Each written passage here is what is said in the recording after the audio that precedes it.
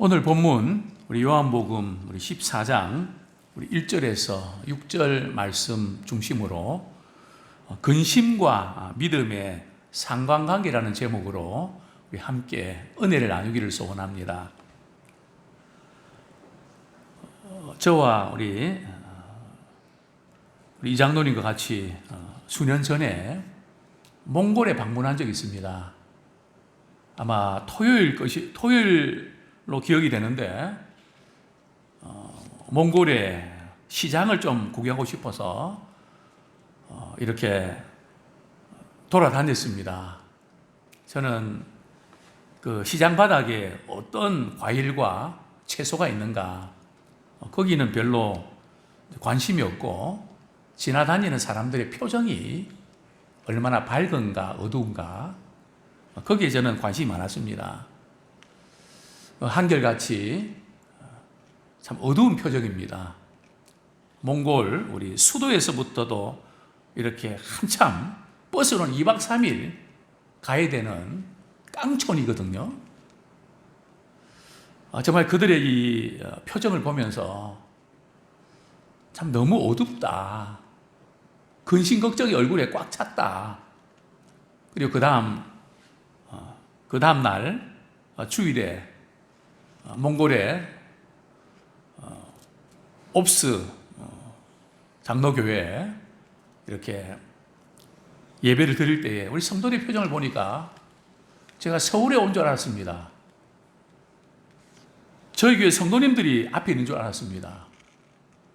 같은 나라고 같은 지역인데 예수를 믿는 그들의 표정에서 너무나 명암이 갈리는, 참 그들은 너무 어둡고 이분도 너무 밝은 차이를 발견했습니다. 그 이유가 뭘까요? 바로 그들 안에는 예수님에 대한 믿음이 있었기 때문입니다. 정말 근심에 대한 이 해결책은 오직 예수님에 대한 믿음을 갖는 것입니다.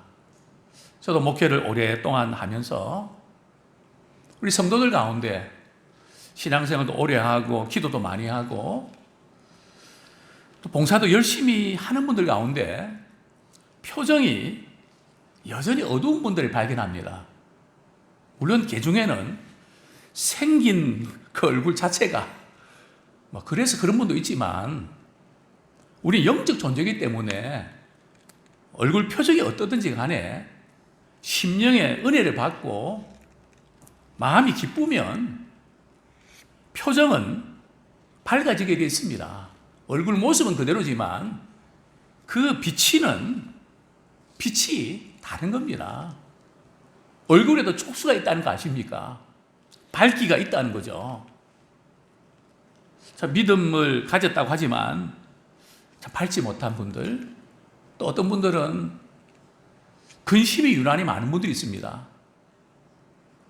또 기도도 많이 하는 분들 가운데 어떤 문제가 터지면 어쩔 줄 몰라 하고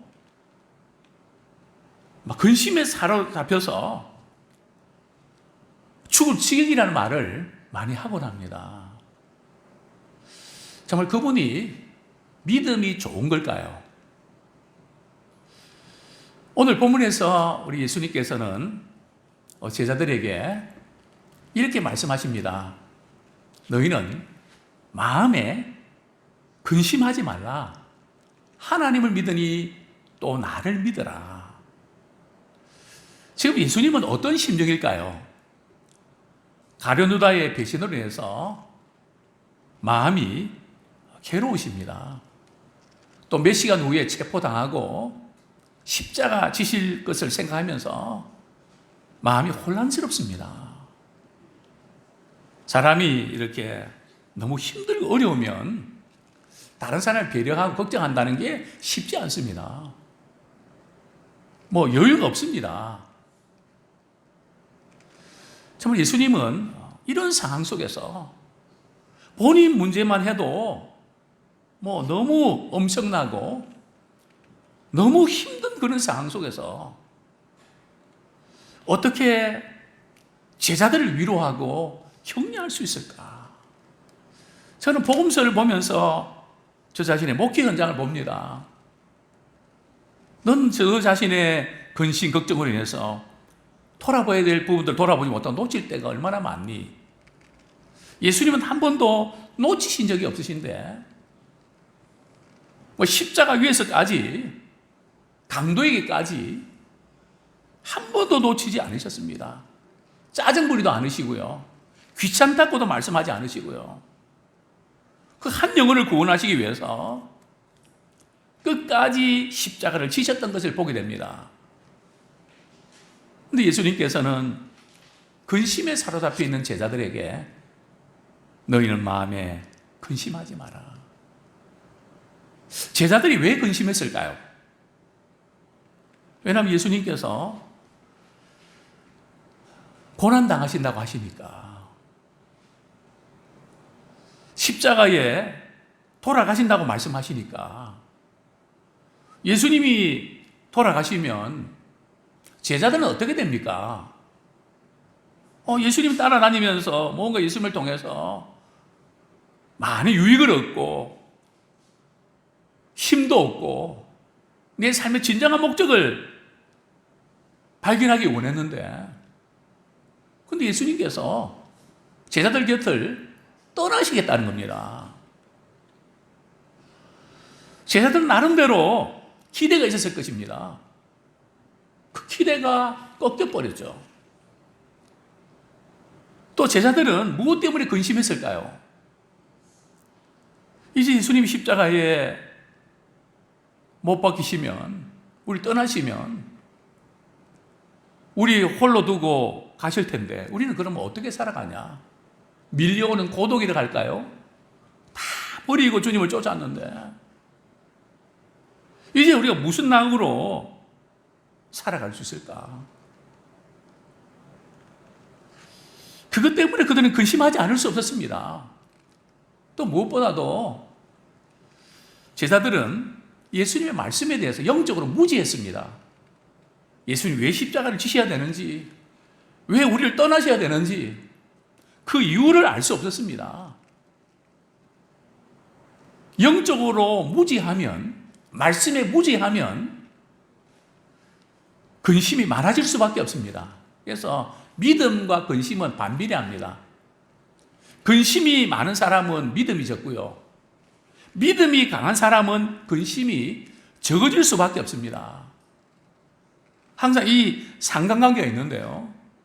근데 우리 여기서 한번 좀 고민해야 될 부분들은, 저 같으면 제자들이 이렇게 근심하는 걸 보고 아마 이렇게 말했을 것 같습니다. 그래, 내가 십자가 지려고 그랬는데 너희들 얼굴이 표정이 어둡고 슬픔에 잠기고 보니까 내가 좀 십자가 지는 거 조금 연기할게. 한 2주 정도, 한 3주 정도 연기할게. 그래야 위로가 되는 거 아닙니까? 지금 제자들이 근심하는 거, 하나님을 믿으니 또 나를 믿어라. 또 내가 가면 너희들을 나 있는 곳에 오게 하겠다. 이런 말씀하셨을 때 제자들이 실감이 났을까요? 위로가 됐을까요? 시험에 실패하고 직장에서 해고당하고 이런데 하나님을 믿으십시오, 또 나를 믿으십시오, 이렇게 이야기할 때에 그것을 정말로 위로로 해결책으로 받아들이는 사람이 많을까요? 저는 연세 드신 분들은 좀 다른데요, 우리 젊은 집사님들, 청년들 이렇게 보면 성경은 먼저 그의 나라와 의를 구하라, 영적인 문제에 강조점을 두고 있거든요. 그러나 지금 젊은이들과 청년들은 세상 가운데서 힘들어합니다. 직장, 취업 문제, 경제적인 문제, 결혼 문제, 뭐 여러 가지 문제로 근심합니다. 그들에게 하나님을 믿으니 또 나를 믿으라고 얘기할 때에 그들의 표정 속에서 목사님, 저는 제가 안고 있는 이 문제를 해결 안 받기를 원합니다. 왜 자꾸 설교하실 때 현실의 문제를 터치하지 못하고 자꾸 내세 쪽으로 끌고 갑니까? 우리는 그쪽 문제에 대해서는 신경 쓸 여유가 없습니다. 지금 당장 안고 있는 이 문제를 해결해 주셔야 되지 않겠습니까? 이런 표정들을 읽곤 합니다. 오늘 예수님께서 하나님을 믿으니 또 나를 믿으라 이렇게 말씀하시면서 그 다음으로 이어져 가는 것이 바로 천국에 내가 너희들을 데리고 올 것이다. 이쪽으로 말씀을 하십니다. 우리 2절, 3절 말씀 우리 같이 읽겠습니다. 시작. 내 아버지 집에 거할 곳이 많도다. 그렇지 않으면 너희에게 일렀으리라. 내가 너희를 위하여 거처를 예비하러 가노니 가서 너희를 위하여 거처를 예비하면 내가 다시 와서 너희를 내게로 영접하여 나 있는 곳에 너희도 있게 하리라. 예수님께서 말씀하신 이 내 아버지 집은 어딜까요? 우리 하나님이 계신 천국을 말합니다. 지금 제자들은 예수님과 헤어지는 슬픔에 잠겨 있습니다. 예수님이 우리를 떠나면 우리는 어떡하나? 현실적인 문제로 고민을 합니다. 그러나 예수님께서는 하나님을 믿으라. 그리고 또 나를 믿으라. 그러시면서 천국의 문제를 말씀을 하십니다. 이게 과연 위로가 될까요? 이것이 과연 해결책이 될까요? 저는 말씀을 준비하면서 이게 동문서답 같습니다.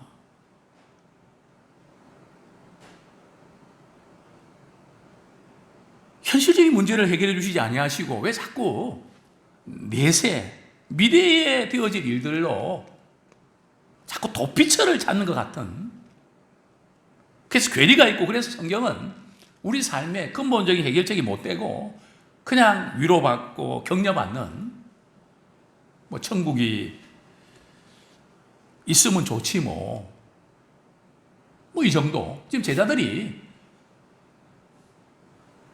내가 처소를 예비하러 가서 내가 너희들 데리러 올 거야 할 때 제자들이 할렐루야 아멘 했을까요? 성경에 없습니다. 지금 제자들은 별로 이 부분에 대해서는 관심이 없습니다. 반응도 별로 없습니다. 만약에 말이죠, 지금 암 수술을 앞두고 있는 그런 환자 보호자에게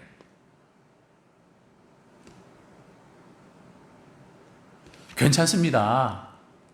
사람은 어차피 죽을 건데요. 우린 죽으면 천국 가지 않습니까? 그렇게 말할 때 위로가 될까요?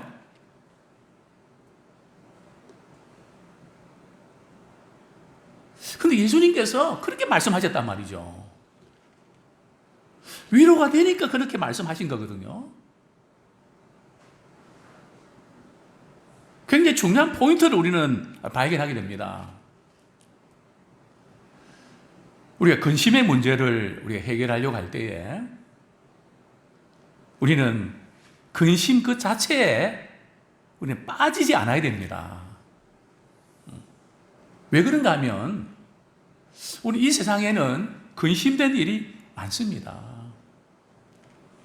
지리산 봉우리처럼 한 곡에 넘으면 또 근심의 봉우리가 보이고 또 한 곡에 넘으면 또 근심의 봉우리가 보입니다. 계속이죠. 참 부모는 자녀들 낳고 걱정이 떠날 날이 없습니다.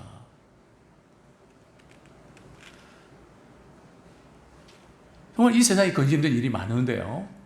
이 부분을 우리가 어떻게 해결할까? 성경에서 이 해결책은 부부적인 것에 초점 맞추지 말고 전체에다가 초점을 맞추라는 겁니다.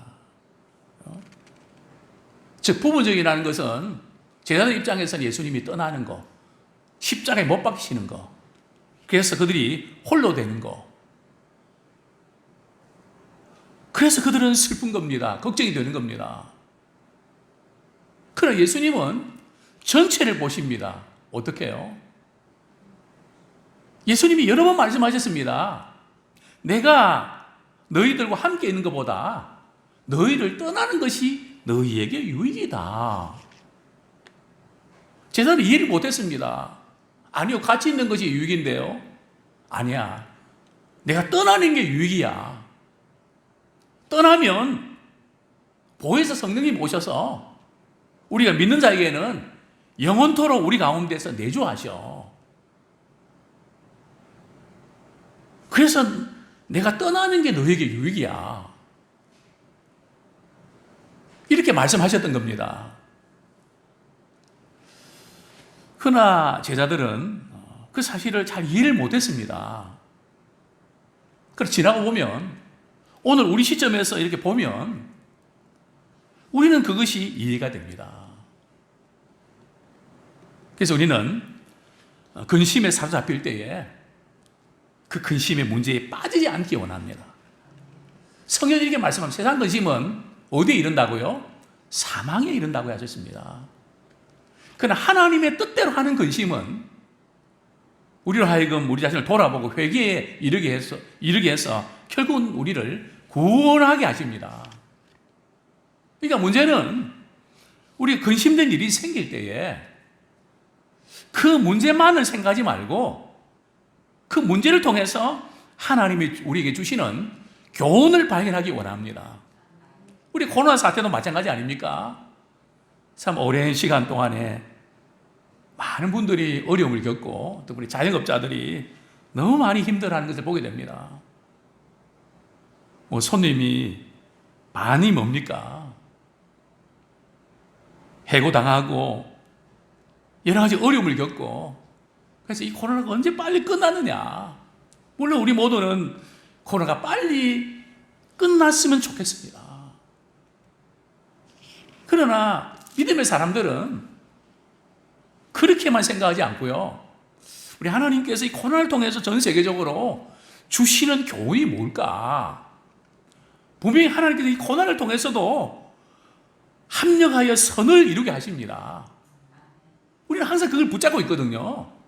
그 믿음이 있는 겁니다. 어떤 상황을 우리가 당하더라도 하나님은 하나님을 사랑하는 자들에게는 합력해서 유익케 하시고 선을 이루신다. 궁극적으로 하나님께서 우리의 유익을 위하신다. 그 약속을 우리가 붙잡으라는 거죠. 그래서 당장 그 문제가 해결책이 안 되는 것 같아도 우리가 전체적으로 우리가 연결시켜 보면 바로 예수님께서 천국의 문제를 말씀하신 것이 우리의 궁극적인 해결책입니다. 세상에서 근심, 걱정을 겪을 때 어떤 사람들은 자포자기합니다. 그래서 극단적인 선택도 합니다. 그러나 우리 예수 믿는 사람들은 현재 고난은 장차 우리에게 나타날 영광과 좋게 비교할 수 없다. 천국에 대한 보장이 있기 때문에 현재 우리가 겪는 오해도 아픔도 그 고통도 지나가는 거다. 태풍이 지나가는 것처럼 이거는 지나가는 거다.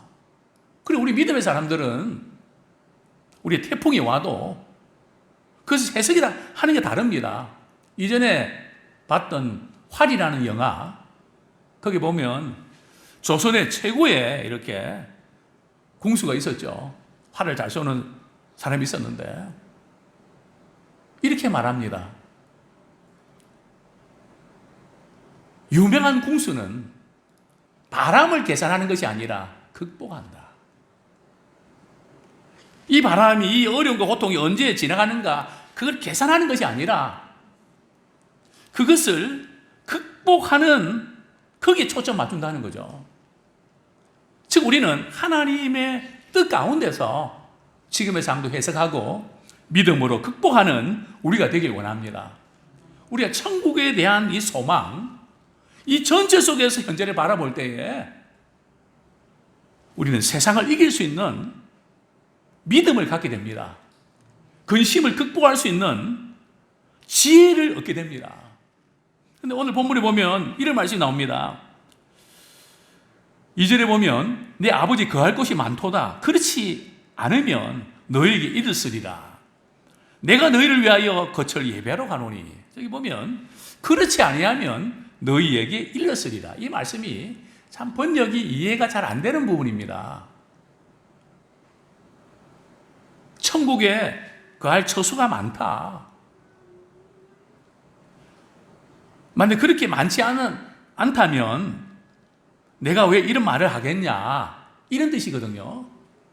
오늘 본문 이게 우리는 그냥 믿어서 그런가 보다 했는데 따져보면 이게 무슨 말이지?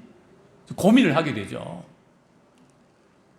제자들이 실패하고 넘어져도, 또 베드로도 넘어졌지만 우리 믿음의 사람들은 우리가 주님께서 붙들고 계시기 때문에 이렇게 주십니다. 끝까지 주님 앞에 서는 그날까지, 천국 가는 그날까지 우리 하나님께서 도우시고 지켜주십니다.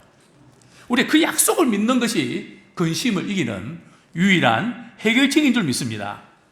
또한 우리 3절에 보면 가서 너희를 위하여 거처를 예비하면 내가 다시 와서 너희를 내게로 영접하여 나 있는 곳에 너희도 있게 하리라. 예수님께서 거처를 예비하면, 이 예비한다는 것이 뭘까요? 맨션을 짓는데 시간이 걸린다는 걸까요? 아파트 완공하는데 시간이 걸린다는 뜻일까요? 어떤 분들은 천국에 갔다 와서 지금 천국에 아파트, 맨션도 있고 주택도 있고 이런데 막 지금 짓고 있는데, 큰 집도 있고 작은 집도 있고 뭐 이렇게 해서 지금 그 집이 다 지어지면 예수님 오셔서 우리를 데려가신다. 여기 예배한다는 것이 그런 뜻일까요? 또 예수님께서 베드로에게, 또 제자들에게 너희들이 지금은 나 있는 곳에 오지 못한다. 나중에는 오게 된다. 왜 지금은 안 되고 나중에는 된다고 말씀하셨을까요? 주님이 예비하신다는 이 의미가 뭘까요? 천국에 무슨 준비가 필요할까요? 공사 중이라서 그런 걸까요? 이 거처를 예배한다는 그런 의미가 아니고요. 여기 예배한다는 그런 의미가 아니고요. 예수님께서 우리의 죄를 위해서 십자가에 못 박히시고, 그리고 부활하셔서 승천하시고, 또 성령을 보내주셔서 예수를 믿는 자에게 천국의 처소를 준비시켜 주신다는 거죠. 그래서 아직 예수님께 십자가 지시지 않았기 때문에 아직은 아니라는 거죠. 이제 우리가 말씀을 맺겠습니다. 근심과 믿음은 상관관계가 있습니다. 자, 우리는 세상 근심을 하고 있는가? 하나님의 뜻대로 근심을 하고 있는가? 우리는 하나님의 말씀에 대한 약속을 붙들고 세상을 이기는 믿음의 사람 되기 원합니다. 참, 이 세상에서 우리가 믿어야 될 분은 우리 하나님 아버지, 또 오직 예수 그리스도 그분밖에 없습니다. 천국에 들어가는 그 길은 예수님밖에 없습니다. 다른 길은 없습니다. 너희가 세상을 이기면 이기시니 곧 너희의 믿음이다. 돈도 있어야 되고 권력도 다 있어야 되는데 왜 믿음일까요? 그 믿음 속에 만물을 통제하신 그분을 믿을 때에 그 안에 모든 것이 다 들어있습니다. 그래서 우리가 평소에 말씀을 읽고 우리 기도하고 정말 주의 주시는 그 은혜 안에 거할 때에 우리 근심이 닥쳐도 우리가 잠깐 근심할 수 있지만은 거기에 빠지지 않습니다. 왜냐하면 주님에 대한 믿음이 있기 때문입니다. 또 천국에 대한 소망이 있기 때문입니다. 아무쪼록 우리는 참 세상에 근심과 걱정이 많은 이 세상 가운데서 참된 믿음으로 많은 사람을 옳은 대로 돌아오게 하는 일에 쓰임받길 원합니다. 또 근심걱정에 빠져있는 분들에게 참된 위로와 평안이 바로 주님께 있음을 전하는 믿음의 증인 되기를 소원합니다.